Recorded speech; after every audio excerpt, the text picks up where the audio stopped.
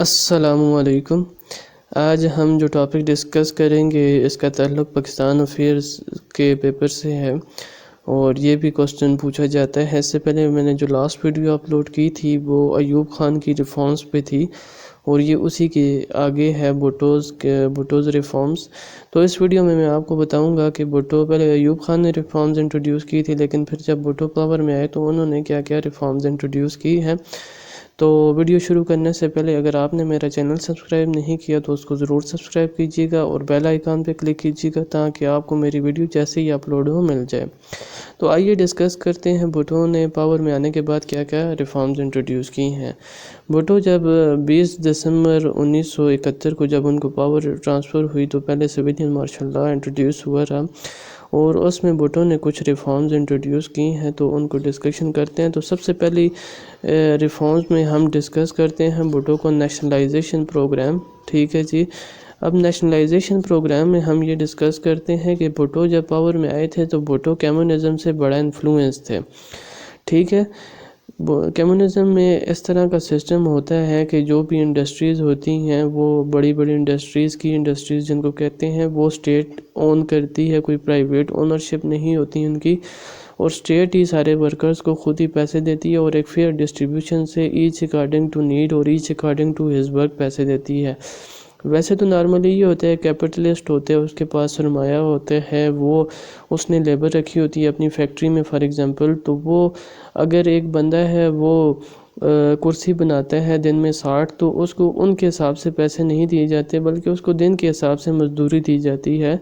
تو بھٹو کمیونزم میں یہ سسٹم کو جو ہے کرٹیسائز کیا جاتا ہے، تو بھٹو کمیونزم میں بڑا انفلوئنس تھا جس میں برابری کی بات ہوتی تھی، ایکویلٹی کی بات ہوتی تھی، فیئر ڈسٹریبیوشن آف ویلتھ کی ہوتی تھی۔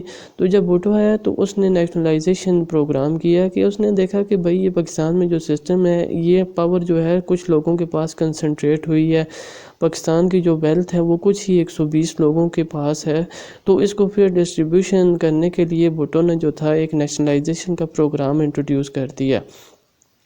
اب اس نیشنلائزیشن کے پروگرام میں بھٹو نے کیا کیا، اس نے کہا کہ کی انڈسٹریز کو ہم کیا کریں گے، یہ فیزز میں تھا، اس کے فیز تھے، فرسٹ فیز بھی تھا، سیکنڈ بھی فیز بھی تھا۔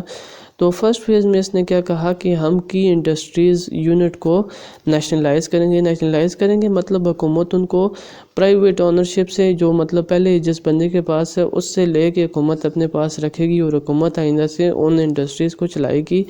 تو 31 کی انڈسٹریز جو ہے حکومت نے 1972 میں اپنے پاس لے لی، اور ان کے اوپر ابھی حکومت نے اپنی جو ہے اپنا کنٹرول لے لیا۔ اسی طرح سیکنڈ فیز جب سٹارٹ ہوا تو بھٹو نے کیا کیا، جو فردر انڈسٹریز تھی دوسری والی رائس اور کاٹن وغیرہ، ان کو بھی نیشنلائز کر دیا، ٹھیک ہے۔ فردر انڈسٹریز ور نیشنلائزڈ، تو حکومت نے کنٹرول سنبھال لیا۔ پرپز میں نے آپ کو بتایا کہ پرپز ان کا یہ تھا کہ فیئر ڈسٹریبیوشن آف ویلتھ کی جائے، کہ مزدور کو جو کام کرتا ہے اس حساب سے اس کو پیسے دیے جائیں اور اس کے حساب سے اس کو پے بھی ملے۔ تو ان کا کنٹرول جو تھا، یہ انڈسٹریز جب حکومت نے لی تو ان کا کنٹرول بیوروکریٹس کے پاس چلا گیا۔ اس کے میں ابھی سائیڈ ایفیکٹ کو ڈسکس کرتا ہوں۔ نیشنلائزیشن کا جو پروگرام تھا تو بیوروکریٹس کے پاس چلا گیا۔ بیوروکریٹس کو اس کو یہ انٹرسٹ نہیں ہوتا کہ جو فیکٹری انڈسٹری ہے وہ لاس میں جا رہی ہے، پروفٹ میں جا رہی ہے، اس کا پرپز ہوتا ہے اس کو بس چلانا۔ جب ایک بندہ اس کو کوئی پرائیویٹ بندہ چلا رہا ہوتا ہے تو اس کو پروفٹ سے غرض ہوتی ہے، تو وہ اس کام کے لیے محنت کرتا ہے تاکہ پروفٹ جنریٹ ہو۔ لیکن بیوروکریٹ ایک بندہ ہوتا ہے جس کو اپنی پے مل رہی ہوتی ہے، اس کو کوئی یہ لگاؤ نہیں ہوتا کہ پروفٹ ہو رہا ہے، لاس ہو رہا ہے۔ تو اس وجہ سے کیا ہوا، انڈسٹریز پاکستان کے اندر لاس میں چلی گئی۔ دوسری ریفارمز انٹروڈیوس کی اس نے اگیرین ریفارمز انٹروڈیوس کی۔ آپ کو اگیرین ریفارمز میں نے ایوب خان کے ٹائم کی ڈسکس کی تھی۔ اس ٹائم میں ایوب خان نے ایریگیٹڈ لینڈ کی جو لمٹ تھی وہ 500 پہ رکھ دی، اور ان ایریگیٹڈ یا نان ایریگیٹڈ جو لینڈ تھی اس کی 1000 تک رکھی۔ ایوب خان کے ٹائم پیریڈ کی بات میں کر رہا ہوں، ٹھیک ہے۔ تو بھٹو نے بھی اگیرین ریفارمز کی۔ بھٹو نے کیا کیا، جو ایریگیٹڈ لینڈ تھی اس کی لمٹ 150 تک کر دی کہ ایک بندہ اریگیٹڈ لینڈ صرف 150 ایکڑ تک رکھ سکتا ہے. اگر اس سے زیادہ ہوگی تو وہ کیا کر لے گی، اسٹیٹ لے لے گی اس سے. ٹھیک ہے، اس سے کیا کرے گی، اسٹیٹ لے لے گی اس سے زیادہ ہے. یہی والی اریگیٹڈ لینڈ ایوب کے ٹائم میں اس کی لمٹ کتنی رکھی گئی تھی، ساتھ میں آپ کو کمپیریزن بھی ریفارمز کا بتا دیتا ہوں. ایوب کے ٹائم میں یہ 500 تھی، 500 ایکڑ تک رکھ سکتے ہیں. ان اریگیٹڈ لینڈ کے بارے میں جو لمٹ رکھی تھی بھٹو نے وہ تھی 300 ایکڑز. ٹھیک ہے، 300 ایکڑز. تو اس سے زیادہ کی جو ہوگی وہ کیا کرے گی، اسٹیٹ لے لے گی. ایوب کے ٹائم میں یہ والی ان اریگیٹڈ کی لمٹ جو تھی 1000 تھی. ٹھیک ہے، اس کا پرپس بھی کیا تھا، فیئر ڈسٹریبیوشن آف لینڈ ہو جائے، جو بڑے بڑے جاگیردار ہیں اس سے لینڈ ٹرانسفر ہو جائیں. یہ بھی جو اس نے اریگیٹڈ لینڈ 150 کی تھی، بعد میں اس کو ڈیکریز کر دیا گیا تھا اور 100 پہ لے گئے تھے. ٹھیک ہے، 100 پہ اس کو کر دیا تھا ڈیکریز کر کے. ٹھیک ہے، اور اس کو 250 پہ لے گئے تھے جو 300 تھی. ٹھیک ہے، تو یہ تھوڑی سی ریفارمز انہوں نے انٹروڈیوس کی تھی تاکہ جو فیئر ڈسٹریبیوشن آف لینڈ کر دی جائے. لیکن اس کا بھی بڑا نقصان ہوا. جن کے پاس ایکسٹرا لینڈ تھی انہوں نے اپنے بیوی بچوں اور اپنے جو رشتہ دار تھے ان کے نام کر دی. ٹھیک ہے، راتوں رات ان کے نام کر دی. تو اس وجہ سے اگیرین جو ریفارمز تھی وہ رزلٹ پروڈیوس نہیں کر سکی جس طرح کا ان کو رزلٹ پروڈیوس کرنا چاہیے تھا. تیسری بات یہ ہے کہ ایوب خان نے بھی بھٹو نے بھی ایوب خان کی طرح کچھ سوشل ریفارمز انٹروڈیوس کی تھی، جس میں سب سے پہلے انہوں نے ایجوکیشن پہ کام کیا. ٹھیک ہے، سب سے پہلے انہوں نے کس پہ کام کیا، ایجوکیشن میں. ایوب خان بھٹو یہ سمجھتے تھے کہ ایجوکیشن ایک انتہائی امپورٹنٹ ہے اور ہر سوسائٹی کے اندر ایجوکیشن جو ہے وہ امپورٹنٹ رول پلے کرتی ہے کسی بھی سوسائٹی کو بنانے کے لیے. پاکستان کا لٹریسی ریٹ اس ٹائم بہت کم تھا، تو انہوں نے کیا کیا، ایجوکیشن پالیسی بنائی جس میں فرسٹ فیز میں 2 فیزز تھے. اس کے فرسٹ فیز میں کیا کیا گیا، ایجوکیشن فری کر دی گئی اپ ٹو 8th کلاس. ٹھیک ہے، اپ ٹو 8th کلاس تک ایجوکیشن کو کیا کر دیا گیا، فری کر دیا گیا. سیکنڈ فیز میں کیا کیا گیا، اپ ٹو 10th کلاس جو ہے وہ فری کر دیا گیا تاکہ میکسیمم بچے جو ہیں وہ تعلیم حاصل کر سکیں. تو یہ سوشل ریفارمز انٹروڈیوس کی گئی ایوب خان نے. اس کے بعد ایوب خان کیونکہ کمیونزم سے بڑے افیکٹڈ تھے، تو کمیونزم لیبر کی بڑی بات کرتے ہیں کہ لیبر کے رائٹس ہونے چاہیے. اور ایوب خان کا جو مینیفیسٹو بھی تھا وہ بھی یہی تھا کہ روٹی کپڑا مکان، جو کہ غریب آدمی کے لیے اٹریکٹیو تھا. تو ایوب خان نے لیبر ریفارمز بھی انٹروڈیوس کیے. ایوب خان نے کہا کہ کوئی بھی لیبر کسی بھی جگہ پہ پہلے کام کر رہا ہوتا تھا اس سے پہلے، تو وہ کسی بھی ٹائم اس کا مالک نکال سکتا تھا بغیر کسی وجہ کے بھی. تو ایوب خان نے کہا کہ کوئی بھی جو مالک ہے وہ اپنے لیبر کو بغیر کسی وجہ کے نہیں نکال سکتا.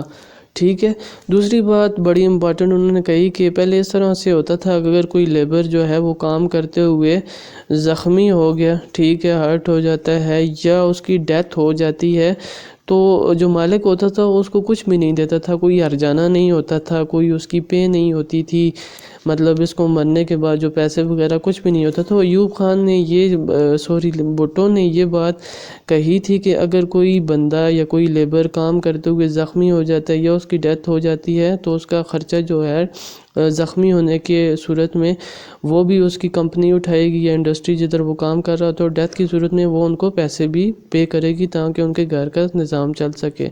تیسری بات یہ اس نے کہی تھی کہ اگر جس جگہ پہ لیبر جو ہے کام کر رہا ہے تو اس کے مالک پہ یہ ڈیوٹی ہے کہ جو اس کا آنر ہے، کیپٹلسٹ ہے، جو اس کی یہ ڈیوٹی ہے کہ وہ اس کے ایک بچے کی 1 چلڈرن یا ایک بچے کی اس کی ایجوکیشن کا ایکسپینس اٹھائے گا ان کا مالک.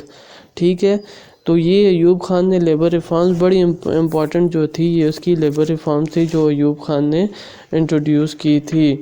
ٹھیک ہے، اس کے علاوہ ایوب خان نے باقی کیا ریفارمز انٹروڈیوس کی ہیں اس بارے میں ہم بات کرتے ہیں. تو اس کے بارے میں ہم بات کرتے ہوئے ہیلتھ پالیسی کی بات تھوڑی سی کر لیتے ہیں کہ ایوب خان نے ہیلتھ کے اوپر کیا کیا. ایوب خان کا یہ کہنا ہے کہ ہیلتھ بڑی امپورٹنٹ ہے کسی بھی ملک کے لیے، ہیلتھی پیپل ہی جو ہے وہ ہیلتھی مائنڈ ان کا ہوتا ہے.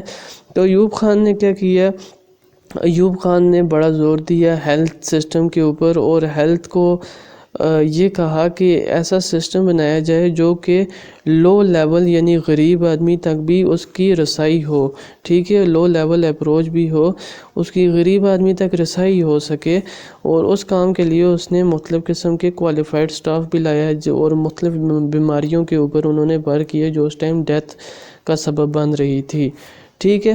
اس کے علاوہ ایوب خان نے کیا کیا، بیوروکریٹک ریفارمز سب سے امپورٹنٹ جو ہیں ایوب خان کی، وہ بیوروکریٹک ریفارمز تھی۔ اس سے پہلے بیوروکریسی آپ کو میں نے بتایا تھا کہ ایوب خان کے ٹائم میں ایوب خان نے سارا کنٹرول جو تھا وہ بیوروکریسی کو دے دیا تھا۔ 3,000 بیوروکریٹ اس نے نکال کے نیو بھی لائے تھے اور اپنے مرضی کے لائے تھے۔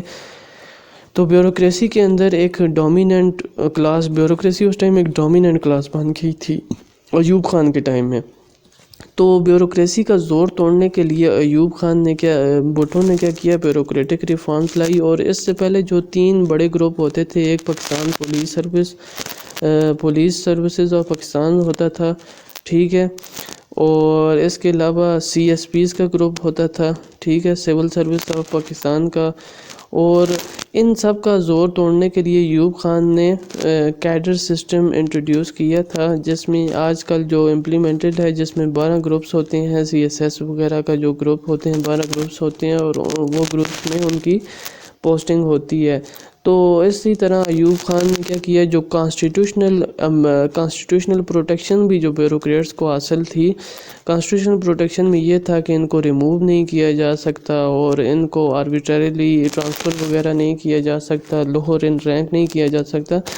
تو جو کانسٹیٹیوشنل پروٹیکشن بھی ایوب خان کے ٹائم میں ملی ہوئی تھی ان کو بیوروکریٹس کو، تو بھٹو نے کیا کر دی، وہ ریموو کر دی، ٹھیک ہے۔